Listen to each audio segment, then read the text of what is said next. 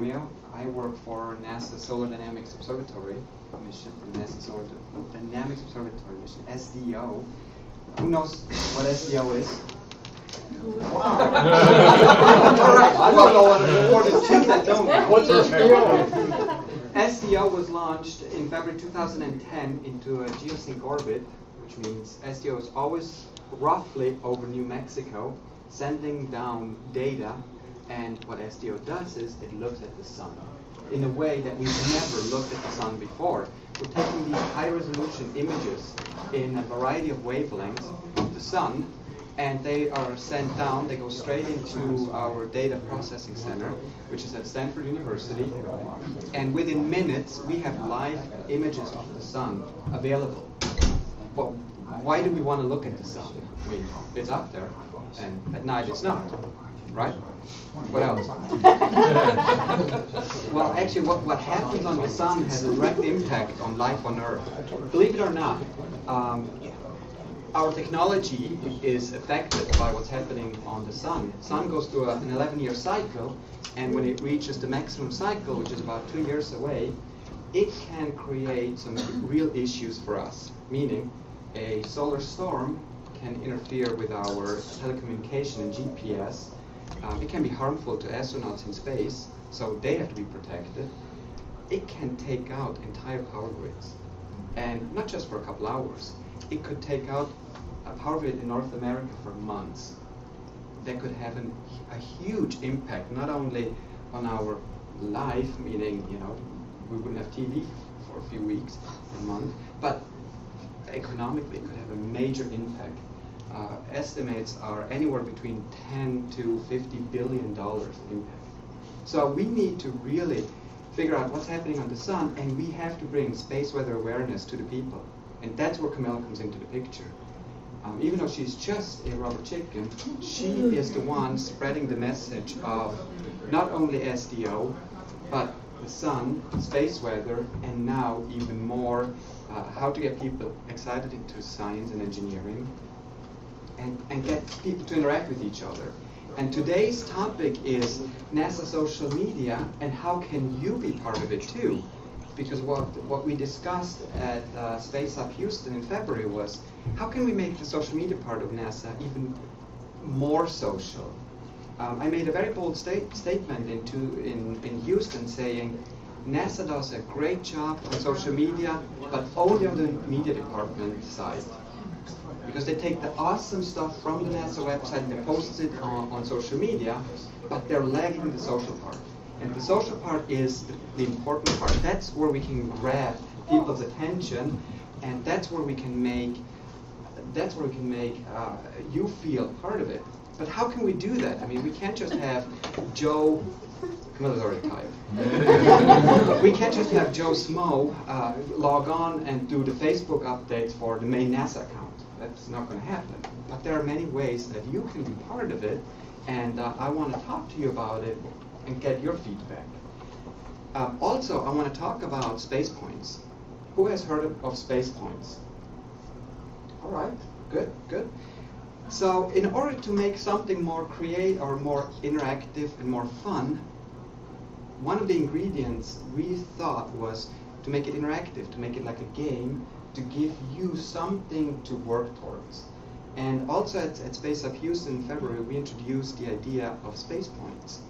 And we have Cindy with us somehow online in Texas. She couldn't be here, and she is on Twitter, and she's going to answer questions real lifetime because she knows all of it. I just inherited that space point segment. But what we want to do is we want to give people the opportunity to go out and collect points. So let's say you take your friends out on the field and you look the ISS pass. You could earn yourself 5 points for that. You look through a solar telescope and get somebody else excited, you get 10 points for that. Well, great. What are we going to do with these points? Well, you could really get some really good prizes out of this. So for right now, we might just build a launch pad with a rocket, and if you have 100 points, you launch your rocket.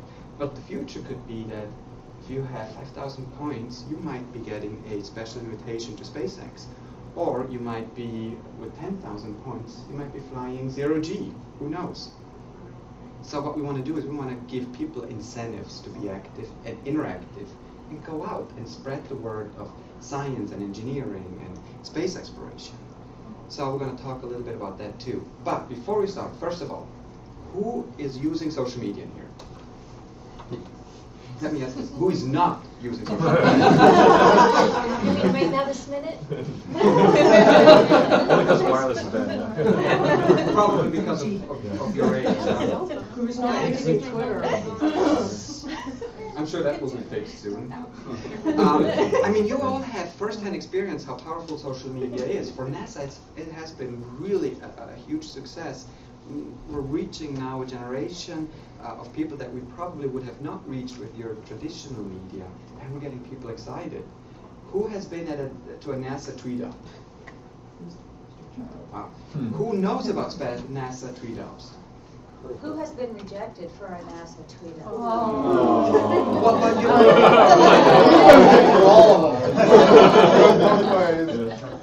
but you know what? That's not a problem because we have so many more in the pipeline. Just next month will be the next one. Just yesterday, and the Juno tweet-up ended. So there's more to come. So now, in your opinion, how can NASA make social media more engaging and more interactive? Any ideas? Slumber parties at NASA.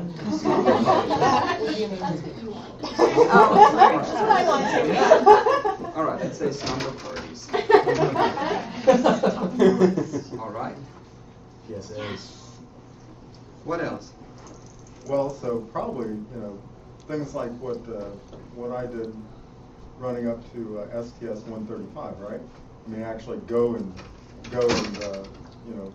get the authority to take the chicken and go somewhere and do something with it. Ooh, chicken authority. So, One thing that we also suggested, or that we got suggestions for at Houston was, well, Camilla might be a perfect outlet. Maybe we can find people that want to host Camilla for a few days or a week, and they become responsible for the content.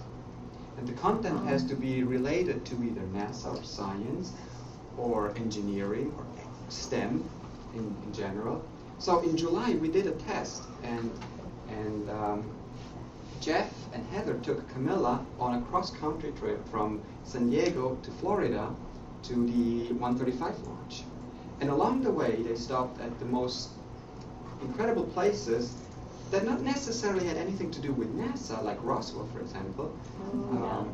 But it got people excited, it got people interested. The picture of Camilla, kind of face to face with the alien was the most retweeted picture of the entire trip, for instance. And it ended up at a news segment in Houston about this journey of Heather, Jeff, and Camilla.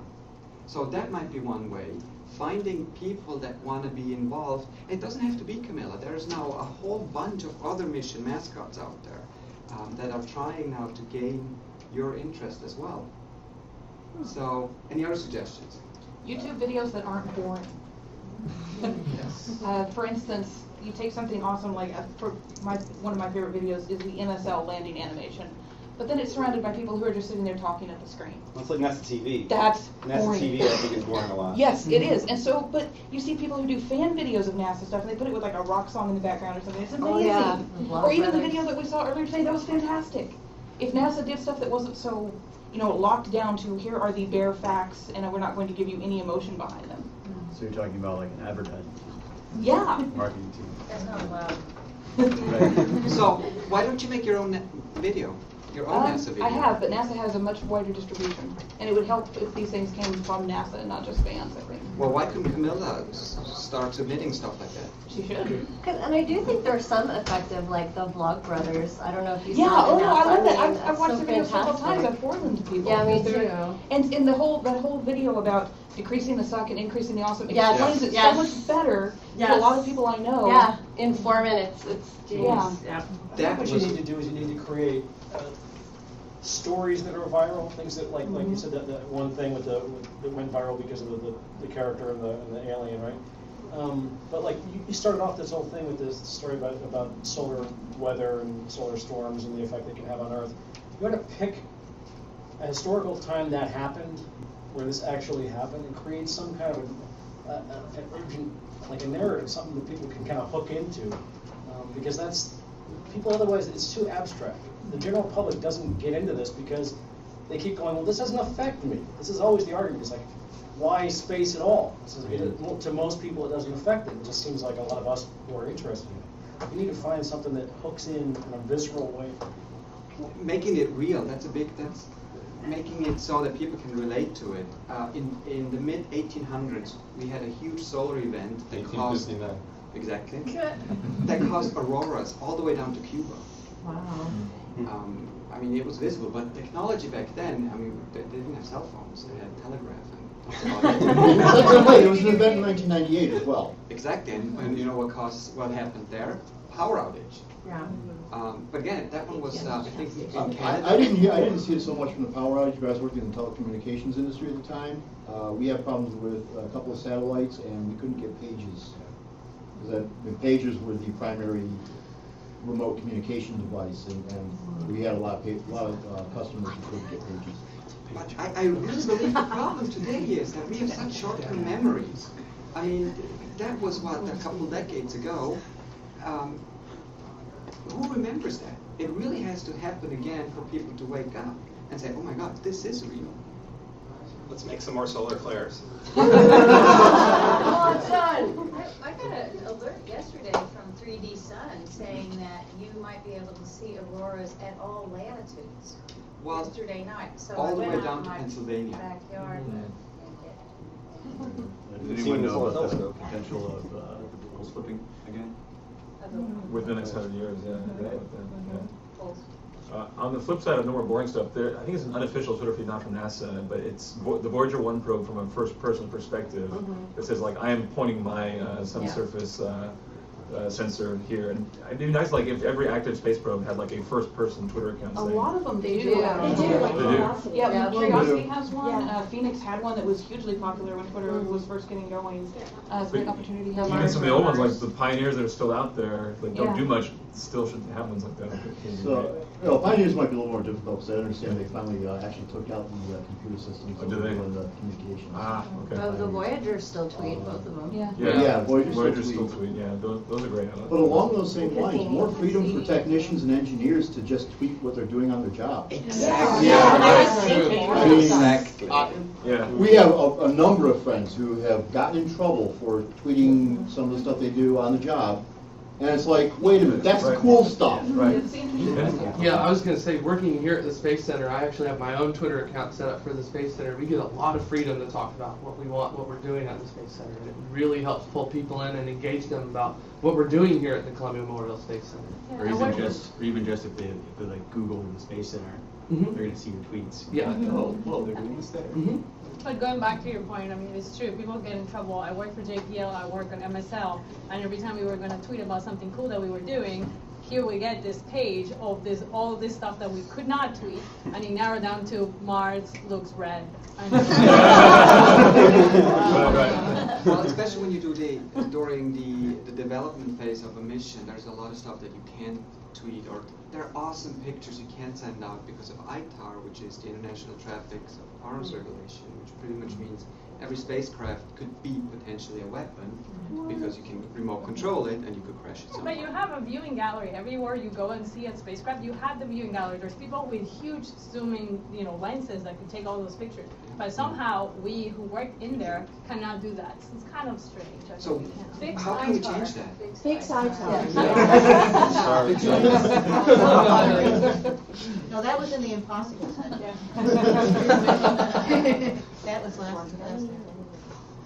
Oh, that's what we forgot. Fix ITAR, fix the budget. Well, while we're talking about this, though, there's a great middle that doesn't exist. I'm the person who put together the JPL Mars rover Mattel deal years ago, which blew up, and I ended up leaving and forming my own company and doing that. And that's a story for over a drink somewhere. But anyway, or whenever my session is, I think it's 4. But there's a middle here that I've been trying to make work and isn't, which is right now I work at a university that has the single largest preparer of teachers in California. My job is to make science interesting for them, somehow. And what I've been doing is approaching all kinds of science organizations and saying, I want my teachers, who are mostly online, we teach mostly online, I want my online students to be able to work on your data somehow. No, can't do that, can't do that, can't do that. You know, you want some coloring books? You know, so there's, you know, I have students who are afraid of math and they're afraid of science, mostly. In generalizing, but most of them aren't. But if I can actually get them involved in a little bit of problem solving or feeling like they're actually working on something, and SETI at home is too passive, but you know, there's a Galaxy Zoo you're probably aware of, you know, that's too easy. I can't work that into a class. They can do it for 20 minutes and it'll be great and that's all good. But I've been trying to find people to collaborate with who have significant data sets that I can actually build into my curriculum. And that makes everybody's hair stand up.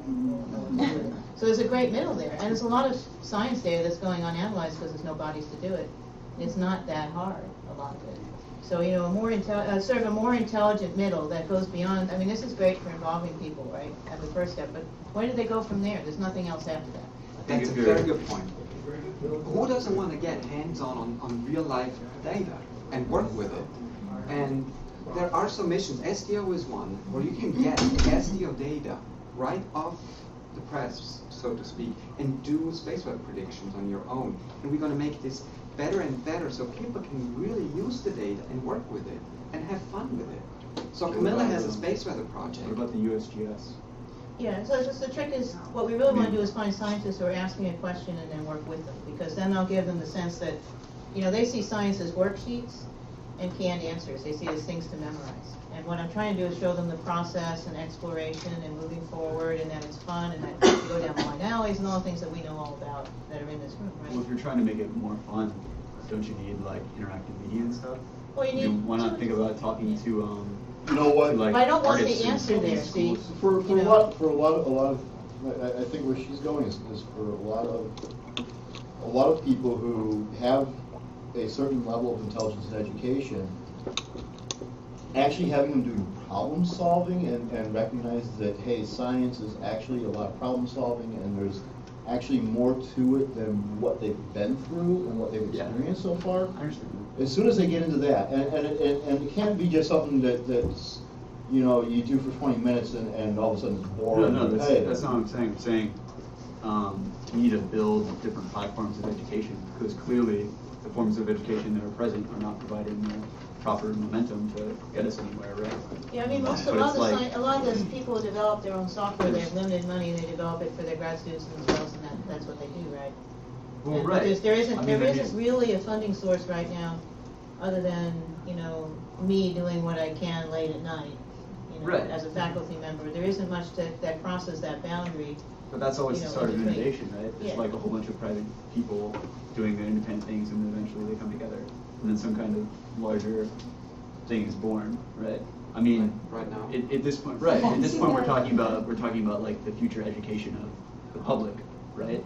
In a lot of ways, and I think that's like totally failed in the sense of like space and stuff. I mean, stuff NASA does is great, but like, how much of that is in actual classrooms, like, or has something that kids can actually interact with? But you know, I took there's a like poll we have utilities now, like Adobe Premiere and stuff. There's a great company called Red Planet, I think, that makes like light packs for Adobe Premiere that makes it really easy to render things. Like, I guess my point is that rendering and three-dimensional stuff is getting a lot easier to do. Like, kids can do it now, like really well, and I think that's a large untapped thing. Like, you've got all these online artist networks, but none of them are really coagulated in any kind of direction, right? And I think it's kind of like on us to. It is on us. It is all on us and on you too. So we're almost done with this session, but two things I want to accomplish is, when you leave here, you're not done. I have given my speech. Now I want to see you guys do something to enhance the outreach that we can have. And maybe add one more thing to the board. It might be ahead of the curve, but Google Plus has this feature called Hangouts. It's sort of like group video chats, and like if some of the missions could have like Hangouts on, maybe once a month or something. That would be pretty awesome. Yeah, because like the This Week at NASA is great on YouTube, but it's not interactive. I mean, you could add comments, but if you could actually ask questions during like a Hangout. If you had like the Mars rover drivers on a Google Hangout, that'd be great. Like Scott Maxwell. Yeah, I did a Google Hangout with all my friends during the 135 reentry and answered their questions as best as I could about that. So, and it was really cool because I could engage with them instantly and tell them what was happening instantly with the shuttle. So, which was nice. Yeah. One of the most important things that we can do is to go into the local schools once a month. Go in, make a phone call, go in and talk to some students. I've volunteered at various schools at various levels of the children's development. And the most important time to reach a child, I went in and I volunteered for 3 months, once a week, for second graders.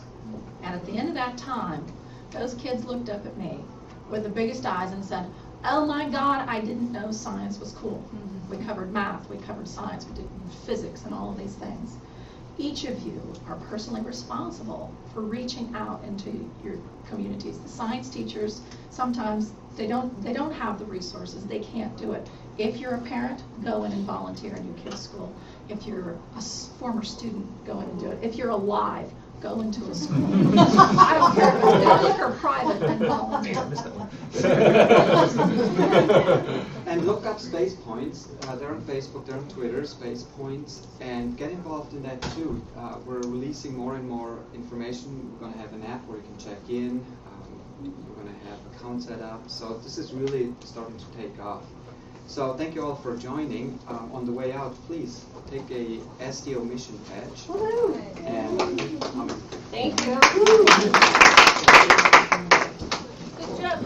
We're taking these high-resolution images in a variety of wavelengths of the sun, and they are sent down. They go straight into our data processing center, which is at Stanford University. And within minutes, we have live images of the sun available. Well, why do we want to look at the sun? I mean, it's up there, and at night it's not, right? What else? Well, actually, what happens on the sun has a direct impact on life on Earth. Believe it or not, the sun, space weather, and now even more, how to get people excited into science and engineering, and get people to interact with each other. And today's topic is NASA social media, and how can you be part of it too? Because what we discussed at SpaceUp Houston in February was, how can we make the social media part of NASA even more social? I made a very bold statement in Houston saying, NASA does a great job on social media, but all our technology is affected by what's happening on the sun. The sun goes through an 11-year cycle, and when it reaches the maximum cycle, which is about 2 years away, it can create some real issues for us. Meaning, a solar storm can interfere with our telecommunication and GPS. It can be harmful to astronauts in space, so they have to be protected. It can take out entire power grids. And not just for a couple hours. It could take out a power grid in North America for months. That could have a huge impact, not only on our life, meaning, we wouldn't have TV for a few weeks, a month, but economically it could have a major impact. Estimates are anywhere between $10 to $50 billion impact. So we need to really figure out what's happening on the sun, and we have to bring space weather awareness to the people. And that's where Camilla comes into the picture.